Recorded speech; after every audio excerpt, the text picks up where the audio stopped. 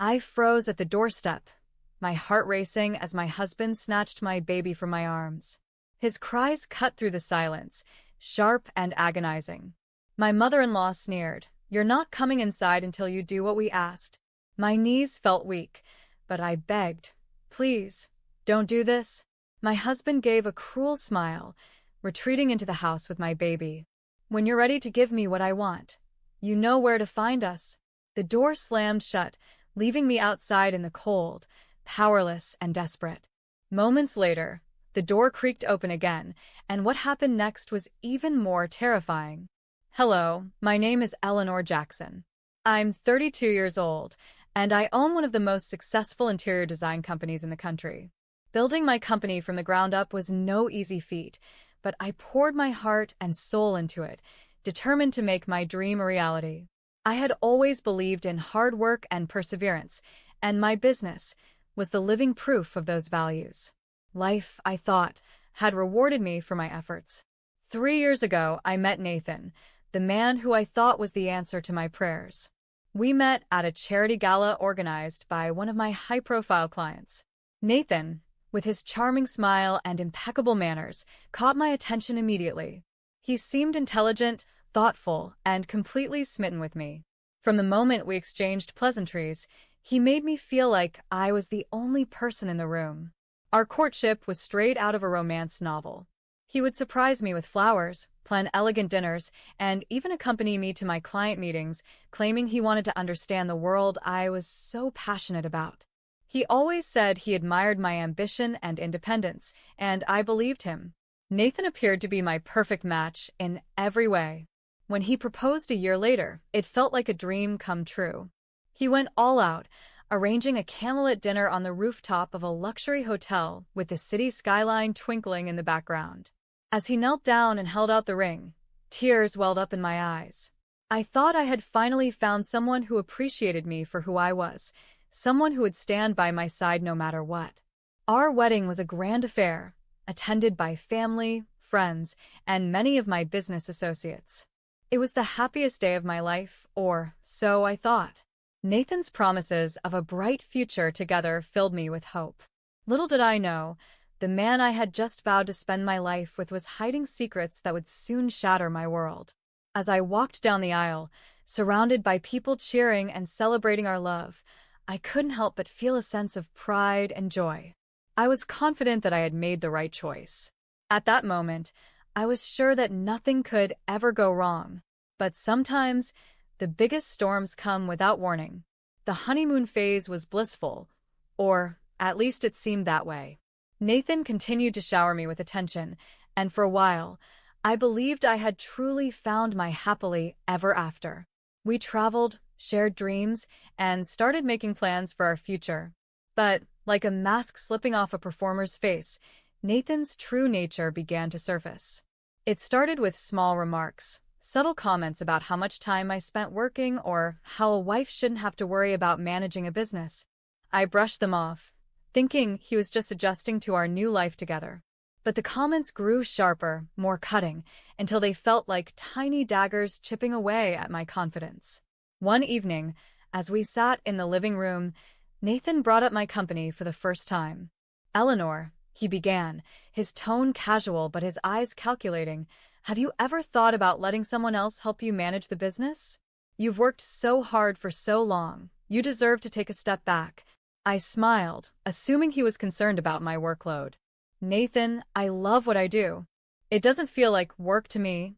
He nodded, but I noticed his jaw tighten. "I just think," he continued, "that maybe it's time you let me handle things. As your husband, I should be involved in your successes too." The suggestion caught me off guard. "Nathan, that's sweet, but I've built this company from scratch. It's my passion. Besides, you don't have experience in design or business management." His face darkened, but he forced a smile. "Of course, sweetheart. I just want to help you. We're partners now, aren't we?" I dismissed the conversation, not realizing it was just the beginning of his plan. As the weeks passed, Nathan's focus on my company grew. He started dropping hints about consolidating our finances and merging our assets. Whenever I disagreed, his charm faltered, revealing a side of him I hadn't seen before, a side that was cold, demanding, and relentless. Then his mother, Vivian, entered the picture. Vivian had initially seemed like a pleasant woman, elegant and polite. But once we were married, she began visiting frequently, offering unsolicited advice on everything from my cooking to how I managed my company. Her words dripped with condescension, but I tried to keep the peace for Nathan's sake. One afternoon, as I was preparing for an important client meeting, Vivian cornered me in the kitchen. "Eleanor," she said, her voice sharp, "you're a wife now. Your focus should be on building a home, not running around like a career woman." I forced a polite smile. "Vivian, my work is important to me. It's a part of who I am." She smirked, crossing her arms. "Well, it's about time you started thinking about who you're married to. Nathan deserves a wife who knows her priorities." I didn't respond, but her words stung. It became clear that Vivian wasn't just disapproving of my career. She was actively trying to undermine me. Nathan's true intentions became undeniable a month later. Over dinner one evening, he bluntly said, "Eleanor, I think it's time we talk seriously about transferring the company. As your husband, I can handle things while you focus on starting a family." The audacity of his statement left me speechless. I put down my fork, staring at him. "Nathan, are you asking me to hand over the company I've spent years building? Why would I do that?" He leaned forward, his expression hard. "Because I'm your husband, and this is what's best for us." "For us? Or for you?" I shot back, my voice trembling with anger. Vivian, who had invited herself over for dinner, chimed in. "Eleanor, don't be so selfish. Marriage is about trust and compromise. A good wife knows when to support her husband." I stood my ground, refusing to budge. "This is my company, and I'm not giving it up. Not for anyone." Nathan's charm was gone, replaced by a simmering rage.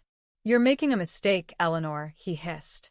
For the first time, I felt a chill run down my spine. The man I had married was not who I thought he was. A few months after that fateful dinner, I discovered I was pregnant. At first, I felt a glimmer of hope that the news would soften Nathan and Vivian, that perhaps they would realize what truly mattered, our growing family. But I was wrong. Instead, the pregnancy seemed to intensify their efforts to control me and my company. Nathan's demands became more aggressive, and Vivian's visits more frequent. Every decision I made, whether it was about work, the nursery, or even my health, was scrutinized and criticized. "You shouldn't stress yourself with all this work," Vivian would sneer. "It's bad for the baby." Nathan echoed her sentiments, but his concern always came with a sinister edge. "If you won't listen to me, Eleanor, think about our child. Do you want to risk everything because you're too stubborn to let me help?" Their idea of help was clear. It wasn't about supporting me, but about seizing control. As my pregnancy progressed, the emotional abuse became relentless. I would wake up to Vivian's voice, listing my faults, and fall asleep to Nathan's arguments about the company. The stress was overwhelming, but I clung to my principles, refusing to give in. One evening, about 2 weeks before my due date, the situation reached its boiling point. I was sitting in the living room, cradling my aching back, when Nathan stormed in, followed closely by Vivian. "Eleanor," Nathan said sharply, "we've discussed this enough. You need to transfer the company to me. Now." I looked at him in disbelief. "Nathan, I'm about to have our baby. Can we not do this right now?" Vivian scoffed. "Excuses, excuses. This is what happens when women think they can handle everything. If you had just listened to Nathan from the start, none of this would be happening." The pain in my abdomen was worsening, but I stayed firm. "The answer is no. It's always been no, and it will stay no. This company is mine, and I won't let you take it." Nathan's face darkened, his jaw clenching. "Then you'll regret it, Eleanor. Mark my words."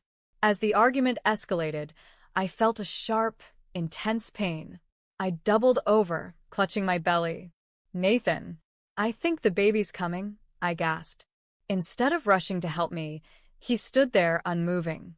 "You brought this on yourself," he said coldly. "Sign the papers, and I'll take you to the hospital." Tears streamed down my face as I realized the depths of his cruelty. Vivian stood beside him, nodding in agreement. He's right. Why should he help when you're so ungrateful? I couldn't believe what I was hearing. Nathan, please, I begged, my voice trembling with desperation. Our child. Don't do this. He crossed his arms, his expression indifferent. You know what I want. In that moment of despair, I remembered my phone in my pocket. With shaking hands, I dialed the only person I could trust, Ryan, my former college classmate and one of the few people who had always supported me. Ryan, I sobbed into the phone. I need help. Please come quickly. I'm in labor and they won't take me to the hospital.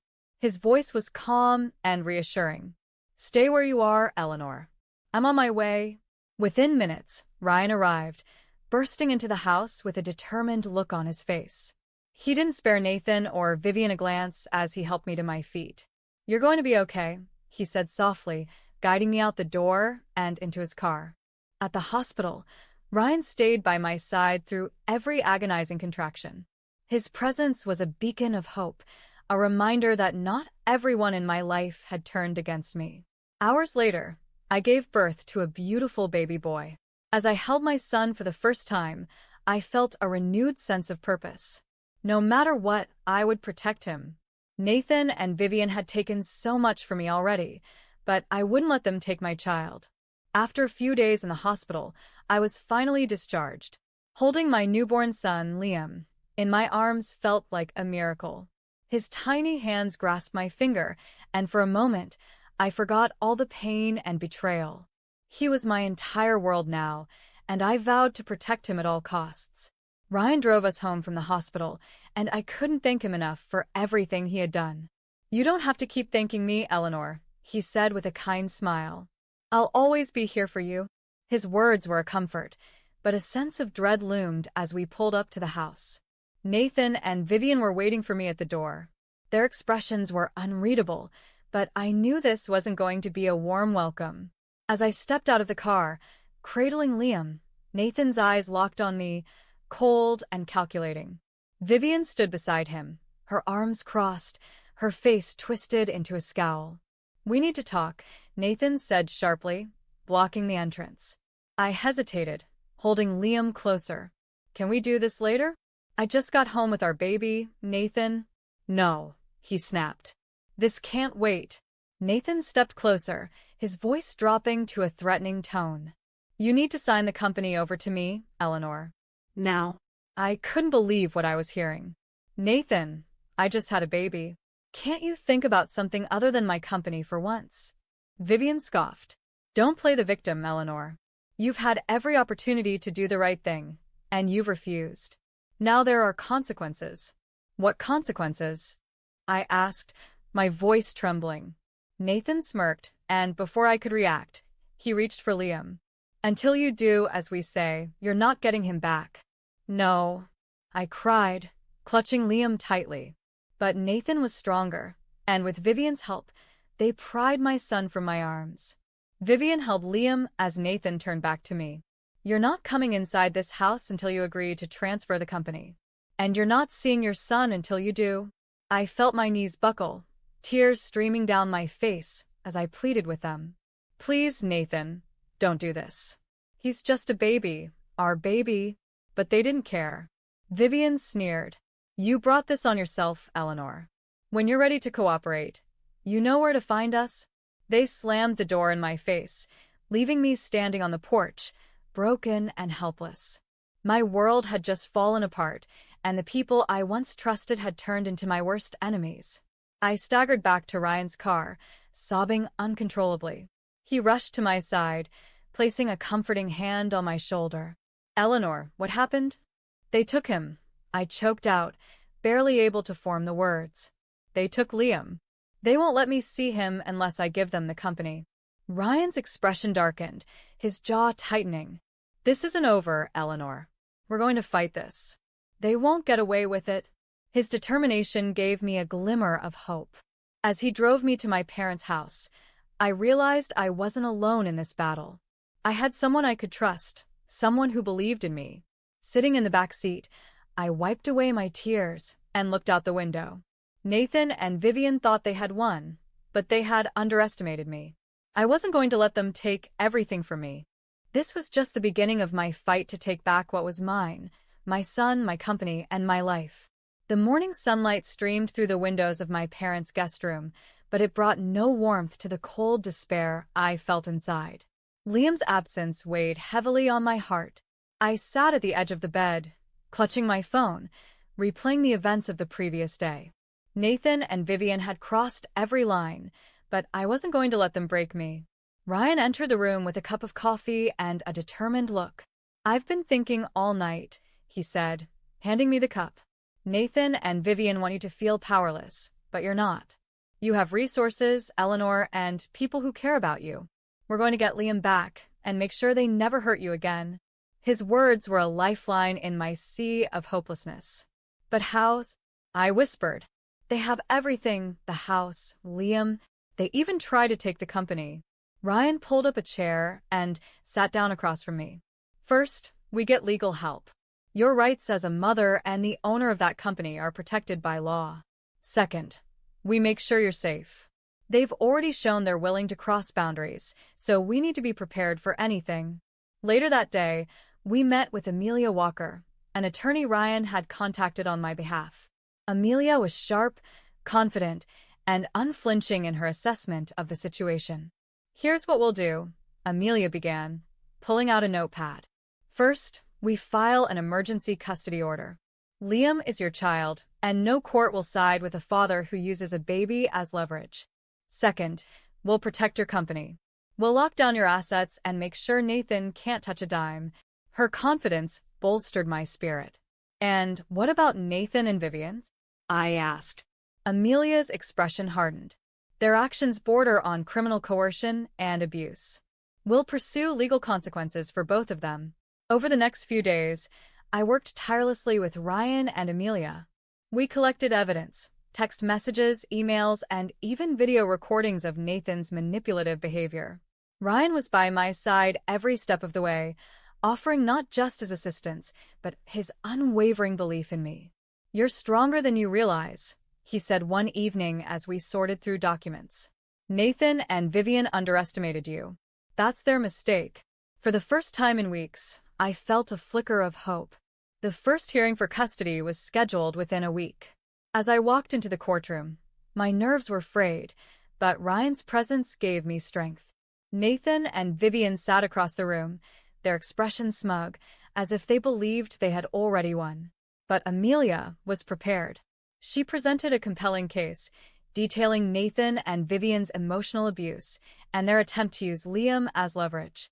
The evidence spoke for itself, and by the end of the hearing, the judge ruled in my favor, granting me temporary custody of Liam. As I left the courtroom holding my son, tears streamed down my face, not of despair, but of relief. The first battle had been won, but the war was far from over. Back at my parents' house, I held Liam close, vowing never to let him be used as a pawn again. Ryan sat beside me, his hand resting lightly on my shoulder. "This is just the beginning, Eleanor," he said. "We've won one fight, but now we need to make sure Nathan and Vivian can't come after you or Liam again." I nodded, my resolve hardening. "I'm ready, Ryan. Whatever it takes, I'll protect my son and my company." They won't win. Even with Liam safely back in my arms, I knew the battle was far from over. Nathan and Vivian weren't the kind of people who accepted defeat easily. The very next day, Amelia called to inform me that Nathan had filed a counterclaim, trying to paint me as an unfit mother. "They're desperate," Amelia said over the phone. "But this works in our favor. The more they push, the more they reveal their true motives. We need to stay ahead of them." The following weeks were grueling. Nathan and Vivian didn't just try to take Liam back. They also renewed their attempts to gain control of my company. I received letters from their lawyer demanding meetings, and at one point, Nathan even showed up at my parents' house, banging on the door and yelling threats. Ryan called the police immediately, and they escorted Nathan away. It was clear that his desperation was escalating, but instead of fear, I felt a surge of determination. Amelia helped me file for a restraining order, which was granted, preventing Nathan and Vivian from coming near me or Liam. It was a small victory, but it gave me the breathing room I needed to focus on the next steps. One of the most critical aspects of my fight was protecting my company. With Ryan's support, I worked closely with Amelia to secure the business. We restructured the company's ownership, placing it under a trust that could only be accessed by me or Liam. Nathan tried every trick in the book, spreading false rumors about my company, contacting my clients, and even attempting to file bogus claims against me. But I stayed strong, knowing that his desperation was proof of his weakness.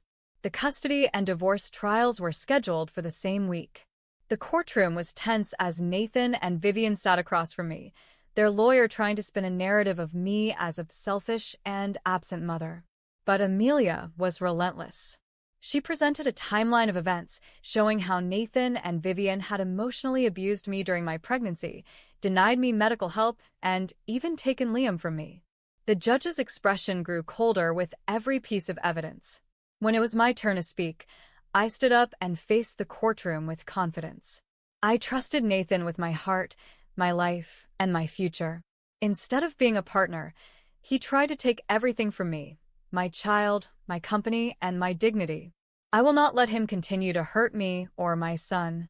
The final blow came when Ryan testified, sharing how he had been the one to take me to the hospital when Nathan and Vivian refused to help. His words painted a clear picture of their cruelty, leaving no doubt about their true nature. The court ruled in my favor on all counts. I was granted full custody of Liam, and Nathan was ordered to pay child support and damages for his actions. The divorce was finalized, and I was free from him forever. Nathan and Vivian also faced criminal charges for their coercion and attempts to extort me. The judge sentenced them to community service and hefty fines, ensuring they couldn't walk away unscathed. With the legal battles behind me, I finally felt a sense of peace. Liam and I settled into a new routine, surrounded by the love and support of my parents and Ryan. Over time, Ryan and I grew closer. His unwavering support during my darkest days had shown me the kind of partner I deserved, someone who stood by me, believed in me, and never sought to diminish my light. One evening, as we watched Liam toddling around the living room, Ryan took my hand. "Eleanor," he said softly, "I've loved you for a long time. Watching you fight for your son and your future has only made me love you more.